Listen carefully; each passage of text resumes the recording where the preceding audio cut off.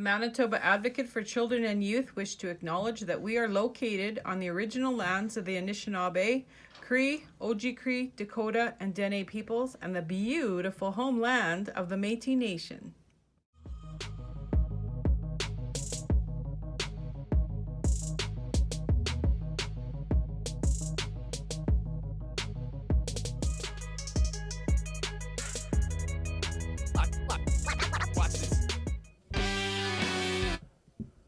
Are you ready? That's the intro. We're going now. Comedic. Good afternoon intro. and welcome back to episode 32 of the Manitoba Advocate Facebook Live Youth Engagement Program. I'd like to say my name is Cheryl Alexander. I'm the Knowledge Keeper here at Manitoba Advocate for Children and Youth, and my cohort, Michael Breland, also known as apple cider vinegar. That was a typo. I don't know why it's on there. They're trying to stick with the name. That is not the DJ name. That is not that's not my host name. Let's just keep it with Mike or Michael, okay? What? Yeah. In my mind, I hear apple cider vinegar. Apple cider vinegar. We should have that under your name then. We'll transfer names. Okay, so today we are going to be talking about right number 28. You have the right to the same quality of education as every other Canadian child. So that's our UNCR right. And then later on, if we have time, we're going to get to a TRC call to action. And it's to eliminate difference in education funding for First Nations children. So today we have 42 articles and rights that specifically relate to children and youth. So which one do you want to do first? 42 rights articles related to UNC agreement 42. Well, you have the right to the same quality of education every other Canadian child, but we're also doing that because it correlates with the TRC. Mm-hmm. They're very closely related. That's Eliminate true. difference in education funding for First Nations children. Mm-hmm. So for myself, you have the right to the same quality of education as every other Canadian child.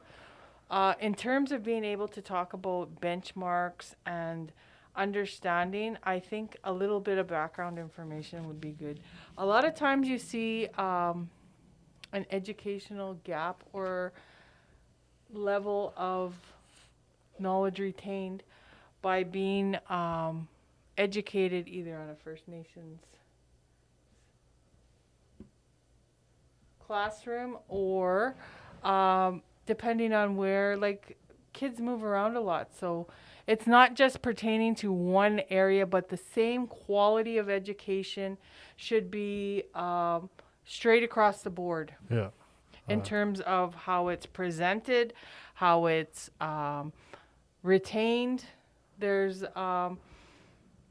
a vast variety of ways that are being, and that's a big shout out to the educators in all of Manitoba and Canada. But we need to have a consistency for children to be able to say that they have met certain outcomes, is what they're called. Yeah. So every teacher has a list of outcomes per grade. The cores are language arts, math, social studies, and science. And then the others are not so much the extras, but the stuff that doesn't have benchmarks per se. And those are usually the ones that kids really, really excel in. Yeah. What child do you know in the education school system that does not enjoy gym or any kind of physical activity? Also a big gap on education when a lot of students come for high school or get sponsored to go to high school or come down to Winnipeg or cities for high school. There's a big difference in their education because I've met so many people that came from Reserve and they're like, I feel so stupid here. Like what they learned was super, I don't want to say low, but very much lower than the education that's taught down here. So there's a big gap of learning. And then that also creates struggle in and at no fault to the child, yeah. you know, like never should a child feel that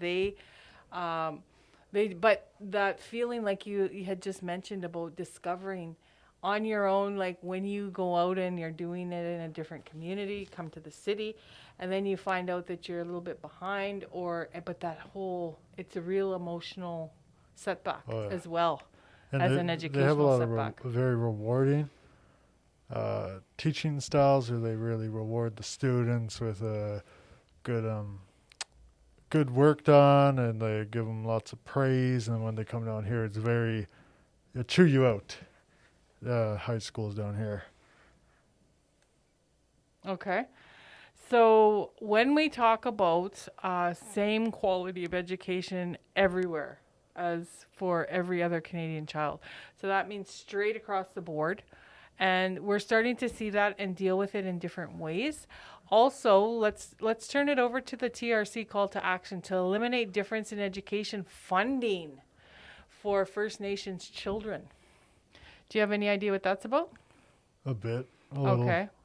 So I'll give you a little bit of background information from the education that I've learned about. So when we talk about First Nations children, as you say, learning, it's based on outcomes. It's based on being able to, but also they're in smaller, when you get to the city or to bigger hubs of places that have education, their numbers are larger, so it looks like that the smaller numbers are not getting the same kind of the same kind of outcomes in terms of funding, because how it boils down to is that it comes to First Nations children through the social transfer. The band is its own nation, so they get that funding per status student.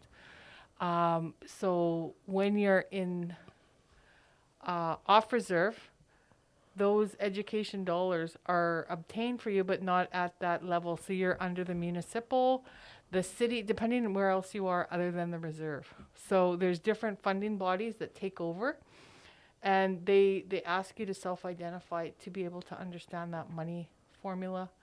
And it's really not, there is a difference between on reserve and off reserve funding for First Nation kids. And that goes all the way from kindergarten all the way up to grade 12. And then even post-secondary, there's even a bigger gap because then it becomes a competition. So, and one of the treaty rights was that education be provided for every First Nations student. So that's what the TRC is, and they're calling to eliminate that difference in education funding. It is provided limitedly on reserves. We usually don't have high schools on almost every single reserve. It is provided whether you're on reserve or in Canada, in a city or Thompson or whatever city you're in. The only difference is, I forgot the difference in my head. So, and some of those in the calls to TRC is a call to action that every First Nation have Funding. all those education, those schools be built on there so that their students do not have to leave their community to obtain education. That's a problem too. If the government builds buildings in specific parts of reserve land, usually it's turned into Canadian land. Just like the roads. If they build the major roads, that's part of Canada. So is that the same with government buildings like schools? Well, the difference between First Nations land and it's considered federal, but federal jurisdiction can be a part of First Nations. Every First Nation is considered federal jurisdiction inside a province. So it becomes a different pot of money or a different person that you talk to in terms of, whereas education outside for Canadians is all based on taxpayer money. So when we talk about federal money, that's who pays for the education. That's still taxpayers' money, but it comes in a different pot. So we're going to wrap that up a bit and just say that we have talked a little bit about eliminating the difference in education funding for First Nations children. Our children deserve an education. They were granted that right under the treaty rights of Canada. And then the UNCR is very closely related. You have the right to the same quality of education as every other Canadian child. So I'm really glad that we're starting to look at not only the calls to action through the TRC, but the rights of the UNCRC because they're all based on children's rights, and education is such a paramount foundation piece for each child to have a way of learning. So thank you for coming today and helping me explain this a bit. Oh, yeah. Thank you, Michael. Miigwech.